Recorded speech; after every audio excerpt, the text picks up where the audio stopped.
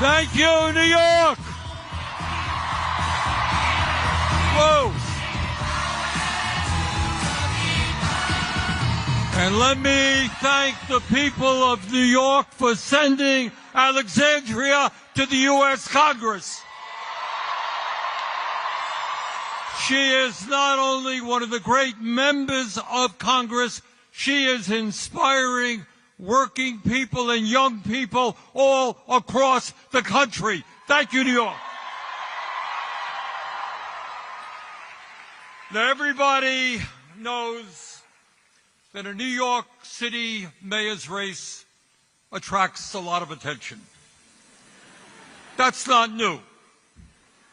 It's the largest city in the country. You got 8 million people. Everybody is interested in what happens here. But this mayor's race, my friends, is different. It is not just the folks here in New York City who are paying attention.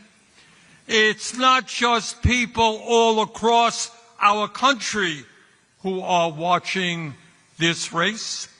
It is not just the President of the United States who seems to be very, very concerned about who wins this election. The truth is that people all over the world are paying attention to what will happen here a week from Tuesday. Now, why is that? Why has this campaign created such an unbelievable amount of interest, literally all over the world? And the answer is obvious. These are not normal times. This is not a normal election. This election takes place at a moment in American history when we have a rigged economy with more income and wealth inequality than we have ever had in the history of our country.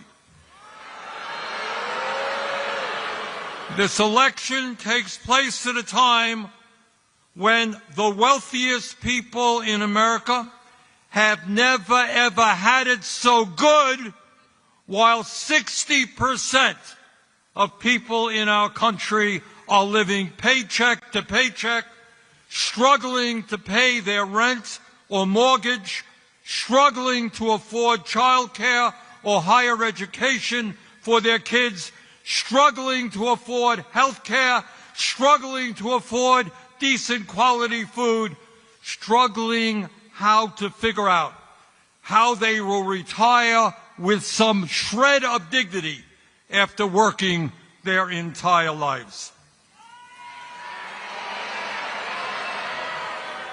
This election takes place when the United States of America, the wealthiest country in the history of the world, has one of the highest rates of childhood poverty and senior poverty of almost any nation.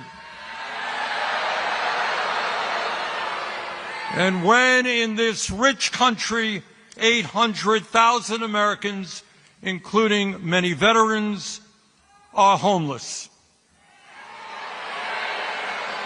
This election takes place at a time when we have a president who has given $1 trillion in tax breaks to the top 1%,